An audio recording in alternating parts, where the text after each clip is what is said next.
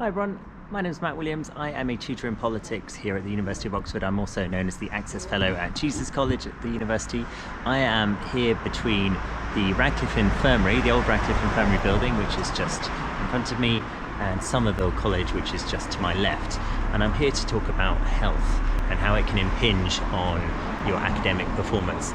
The reason for coming here is because these two buildings have had a tremendous impact on public health around the world. So the Radcliffe Infirmary used to be the central hospital of Oxford City and was part of the university. And it was there in the 1940s that penicillin was first refined into a much more potent compound for antibiotic treatment.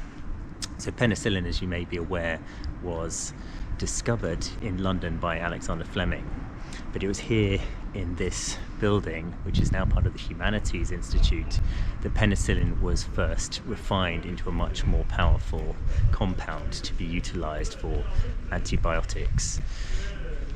So that's had a tremendous impact on world health. I mean, it's difficult to estimate the impact, but it's also fairly unlikely that we could overestimate quite how important it was to have antibiotics on such an important and grand scale.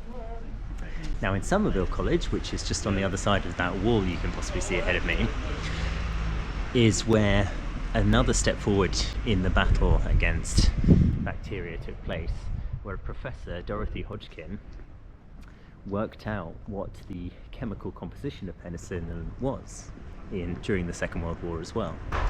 What she did was that she used what's known as X-ray crystallography to work out the structure of penicillin.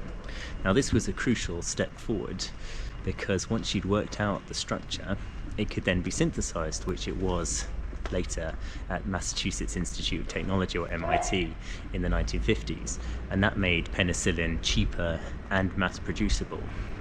So between Somerville College and the old Radcliffe Infirmary have seen an amazing contribution to humanity's survival against bacterial infection, and with all sorts of ancillary benefits such as improved maternal and infant health, which has changed the role of women as caregivers.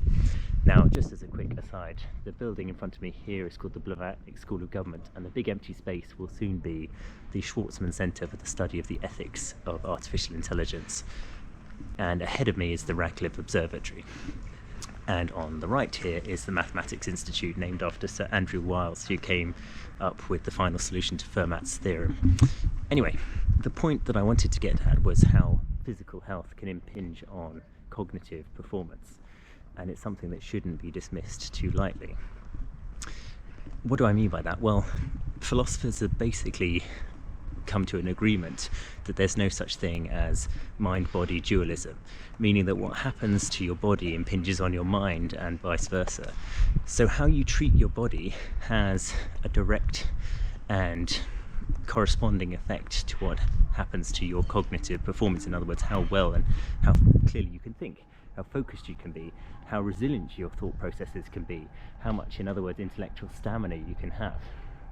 The point being that you mustn't take too lightly the importance of physical health on academic performance. It's something that young people in general are often slightly tempted to ignore, and I would count myself as one of those young people for sure. But it is incredibly important, and some of the implications are that you need to be thinking about how much sleep you're getting, how much food you're eating that is highly nutritious. You need to think about how hydrated you are.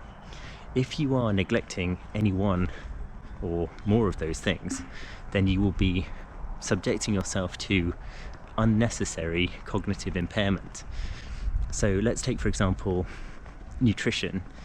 Your body can't synthesize all of the vitamins that it needs to live. If you've ever wondered why dogs don't need to eat greens, it's because they can synthesize some of the vitamins on their own. So they could eat any old rot and still have the necessary vitamins to stay alive. Human beings can't. So we have to either take supplements or eat proper, nutritious and balanced food in order to obtain the vitamins we need.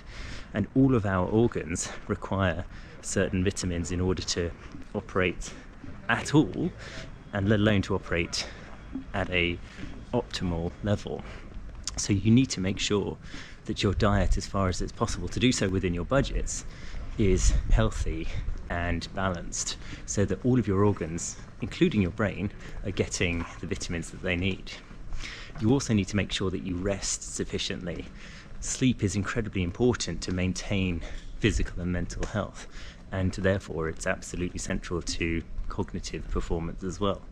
So that mustn't be neglected. And finally, dehydration. If you're not drinking a sufficient quantity of water, then, to put it in straightforward terms, your blood gets thicker and all of your organs become impaired in their operation, not least of which is the brain. So if you're trying to be competitive at a university like Oxford, you're trying to make a competitive application, and you're not drinking enough water, that could make the difference. That could, given that our application processes come down to tiny margins of difference between the top candidates, the middle candidates and the lower candidates, that could be it, that you were just dehydrated. And so it's something that is, for most people, avoidable and should be avoided if you wish to be a competitive applicant to a university like this. Anyway, it's still quite remarkable what happened in these buildings all those years ago. It's saved countless lives and altered many more, and so for that alone it should be celebrated. And if nothing else, it should remind us just how important our physical health is if we want to be the best we can possibly be. Thank you for watching. All best wishes. Bye.